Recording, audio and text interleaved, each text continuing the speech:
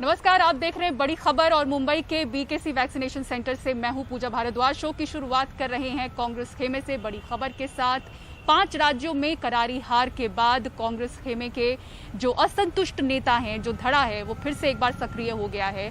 पहले जो ये मीटिंग है G23 की वो कपिल सिब्बल के घर पर होने वाली थी, लेकिन अभी गुलाम नबी आज़ाद के घर पर जो असंतुष्ट नेता हैं उनकी बैठक चल रही है। कौन कौन इस मीटिंग में शामिल हैं आपको बताते हैं।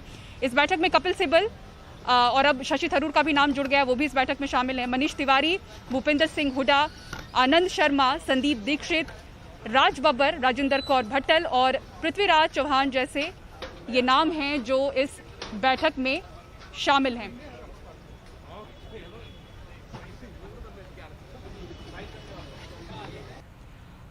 और मेरे सहयोगी उमाशंकर सिंह मेरे साथ बने हुए हैं इस खबर पर ज्यादा जानकारी के साथ। उमाशंकर, ऐसे वक्त में जब G23 के नेताओं पर कांग्रेस के खेमे से ही आरोप लग रहा है कि वो कांग्रेस को तोड़ने का काम कर रहे हैं, तो आज की इस बैठक को लेकर लीडरशिप को क्या संदेश देने की कोशिश? जी देखिए, G23 ने जब G23 को फॉर्म किया था उसके बाद जो एक चिट्ठी लिखी थी कांग्रेस अध्यक्ष को, उसमें साफ तौर पे कई सारी मांगें की थी, जिसमें संगठनात्मक चुनाव और पूर्णकालिक अध्यक्ष की जो मांग है वो की थी। जो जिस तरह से कांग्रेस पार्टी की लगातार चुनावी हार होती रही और हाल में जिन 5 राज्यों में चुनाव हुए वहाँ पर कांग्रेस जिस तरह से बुरी तरीके से हारी है, उसके बाद फिर से इन असंतुष्ट नेताओं को मौका मिल गया है। आपने देखा कि किस तरह से एक अखबार को दिए इंटरव्यू में कपिल सिब्बल जो कि G23 के नेता हैं, उन्होंने गांधी परिवार पर नेतृत्व छोड़ने जैसी बात कही और ये कहा कि नए नेतृत्व को आगे आने देना चाहिए। तो G23 में जो गणमान्य नेता शामिल है, जिसमें गुलाम नबी आज़ाद, शशि थरूर पहले से शामिल हैं और इसके अलावा कपिल सिब्बल तो हैं ही, जो आनंद शर्मा हैं वो भी शामिल हैं। तो जो रविवार को जो CWC की बैठक हुई है उसमें जो गुलाम नबी आज़ाद और आनंद शर्मा जो कि G23 के 2 ऐसे नुमाइंदे हैं जो CWC के मेंबर भी हैं, उन्होंने वहाँ पर गांधी परिवार या सोनिया गांधी के प्रति जो अध्यक्ष हैं, अभी अंतरिम अध्यक्ष हैं, उनके प्रति पूरी तरीके से निष्ठा जताई और कहा कि उनके ऊपर है संगठनात्मक तौर पे बदलाव किस तरीके से करें। लेकिन जाहिर सी बात है कि G23 के नेताओं की एक रणनीति है, एक तरह से दबाव बनाकर रखने की और अपने एजेंडे को आगे पुश करने की। आज इसमें जो 3 नए नाम नजर आए हैं उसमें परनीत कौर हैं, उसके अलावा शंकर सिंह वाघेला जो कि कांग्रेस के सदस्य नहीं हैं और मणिशंकर अय्यर भी आज इसमें शामिल हुए हैं। जबकि योगानंद शास्त्री जो हैं वो पार्टी से निकल चुके हैं। जितिन प्रसाद जो ओरिजिनल G23 था उससे वो निकल के बीजेपी जा चुके हैं। तो जो 21 की तादाद हुई थी वो अब 24 की हो गई है। शशि थरूर पहले से इसके सिग्नेटरी हैं, नया नाम नहीं है आज उनका, लेकिन हाँ इतना जरूर है कि 3 नए नाम इसमें आए हैं और अब देखना है कि किस तरह का बयान इनकी तरफ से आता है या बयान आता है भी या नहीं आता है, क्योंकि लगातार इनकी कोशिश इस बात की रही है कि दबाव बनाकर रखा जाए और उन मांगों की तरफ पार्टी हाईकमान को पुश किया जाए जिसकी मांग इन्होंने शुरुआती तौर पर की थी। पूजा, बहुत बहुत शुक्रिया उमाशंकर आपका। तो सबसे बड़ी जो चुनौती इस वक्त कांग्रेस झेल रही है वो है अंतरकलह की भी और खासतौर से ऐसी बैठकों को लेकर भी तमाम आरोप है कि क्या कांग्रेस को तोड़ने की एक तरह से कोशिश हो रही है। बढ़ते हैं आगे, बीजेपी की बात करते हैं और यहाँ पर योगी आदित्यनाथ ने बीजेपी प्रमुख JP नड्डा से मुलाकात की है बीजेपी दफ्तर पहुंचकर। कल भी आपको बता दें कि उत्तर प्रदेश में सरकार के गठन को लेकर प्रधानमंत्री की बैठक हुई थी जिसमें अमित शाह और JP नड्डा शामिल थे। इस बीच उत्तराखंड में मुख्यमंत्री को लेकर असमंजस बरकरार है। इसी असमंजस के बीच पार्टी के सांसदों ने आज अमित शाह से मुलाकात की।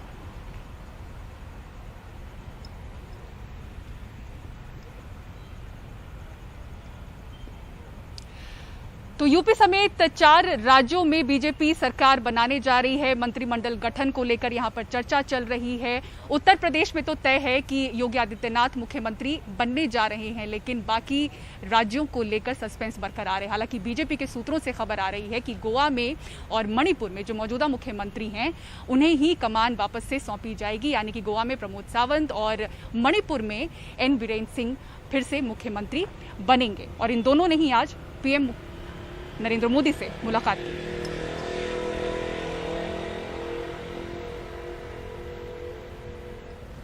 हालांकि बताया जा रहा है कि होली के बाद ही शपथ ग्रहण समारोह होगा। बढ़ते हैं आगे और अब पंजाब की बात करते हैं। पंजाब के लिए आज का दिन बड़ा दिन रहा। 17वां मुख्यमंत्री भगवंत मान के रूप में पंजाब को मिल चुका है। उन्होंने आज मुख्यमंत्री पद की शपथ ली। शहीद ए आजम भगत सिंह के पैतृक गांव में भगत सिंह के पैतृक गांव खटकड़ कला में शपथ ग्रहण में भगवंत मान ने कहा कि वो सबके मुख्यमंत्री हैं, जिन्होंने वोट नहीं दिया उनके भी और उनकी सरकार में कोई भेदभाव नहीं होगा।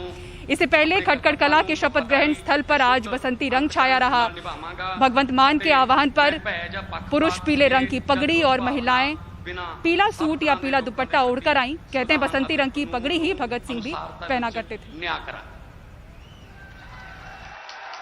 अखीर दे विच मैं एक शेर बोलूंगा कि हुकूमत वो करते हैं जिनका दिलों पर राज होता है, यूं कहने को तो मुर्गे के सर पे भी ताज होता है।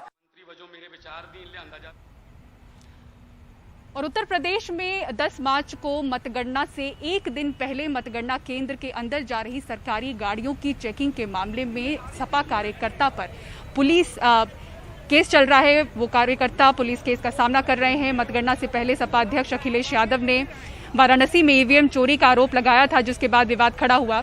इसके बाद उन्होंने अपने कार्यकर्ताओं से 24 घंटे ईवीएम पर नजर रखने को कहा था और इसी क्रम में सपा कार्यकर्ता मतगणना केंद्र में आने जाने वाली गाड़ियों की चेकिंग कर रहे थे।